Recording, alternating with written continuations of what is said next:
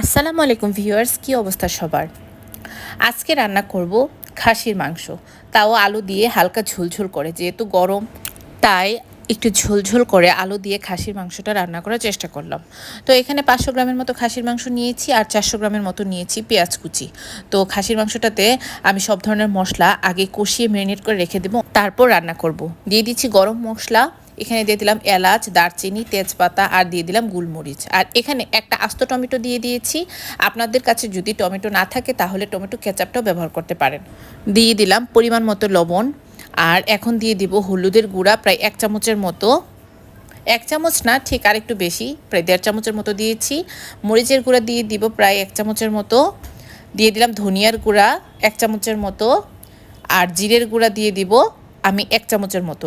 এখানে খেয়াল রাখতে হবে জিরের গুঁড়াটা কিন্তু বেশি দিলে যে কোনো মাংসের তরকারির স্বাদ কিন্তু নষ্ট হয়ে যায়। আর এই মুহূর্তে দিয়ে দিলাম আমারই তৈরি করা একটি গরম মশলা, তা হচ্ছে জয়ফল জয়ত্রী গুঁড়া করে প্রায় 1 চামচের মতো দিয়ে দিলাম। আর এখানে দিয়ে দিলাম সাদা তেল, যেটা আমরা রেগুলারভাবে ইউজ করি, ওইটা দিয়ে দিলাম 1 কাপের মতো। এখন সব ধরনের মশলা তেল দিয়ে মেখে নিচ্ছি। আর এই মুহূর্তে দিয়ে দিব আধা কাপের মতো সরিষার তেল। খাসির মাংস রান্না করলে অবশ্যই চেষ্টা করবেন সরিষার তেল দেওয়ার জন্য, কারণ সরিষার তেল দিলে কিন্তু খাসির মাংসটা খেতে খুবই ভালো লাগে। এখন আমি মেরিনেট করে প্রায় রেখে দেবো আধ ঘন্টার জন্য। আপনারা চাইলে এটাকে প্রায় 2 ঘন্টা রাখতে পারেন বা রাত্রেবেলা মেরিনেট করে এটা রেখে দিতে পারেন নর্মাল ফ্রিজে। আর এই মুহূর্তে দিয়ে দিব 1 টুকরো লেবুর রস। লেবুর রস দেওয়ার চেষ্টা করবেন, তাহলে কিন্তু খাসির মাংসটার স্বাদ আরও বেড়ে যাবে। আর ইচ্ছে করলে আপনারা টক দইও ব্যবহার করতে পারেন। যেহেতু বেশি গরম পড়েছে, আমি মশলাটা হালকা হালকা দিয়ে আমি রান্না করার চেষ্টা করলাম। তো প্যানে আমি 1 কাপের মতো তেল দিয়ে মেরিনেট করা মাংসগুলোকে ছেড়ে দিলাম। এখন প্রায় কষিয়ে নেব আধা ঘন্টার মতো। আমি লো আঁচে তরকারিটা রান্না করব। এই খাসির মাংসটা রান্না করার জন্য অবশ্যই চেষ্টা করবেন যেন ঢাকনি দিয়ে ঢেকে রান্না করতে, কারণ ঢাকনি দিয়ে ঢেকে রান্না করলে কিন্তু খাসির মাংসটা সিদ্ধটা ভালো হয়। আর কেউ চাইলে প্রেশার কুকারেও রান্না করতে পারেন। আর এখন চেষ্টা করবেন, যেহেতু গরমকাল, গরমের পরিমাণ এবং তীব্রতা যেহেতু খুবই বেশি, একটু হালকা মশলা দিয়েই যেন সব ধরনের রান্না করতে পারেন।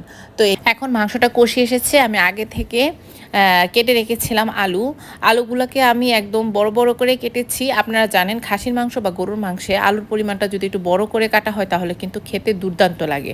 যেহেতু আমি আগেই বলেছি খাসির মাংসটা একটু ঝোলঝোল করে রান্না করবো আলু দিয়ে, তো এই তো আলুগুলো দিয়ে দিলাম। আমি এখানে আলু ভেজে দিইনি, একদম সরাসরি আলুটা ব্যবহার করেছি। তো ঢাকনি দিয়ে ঢেকে রান্না করব।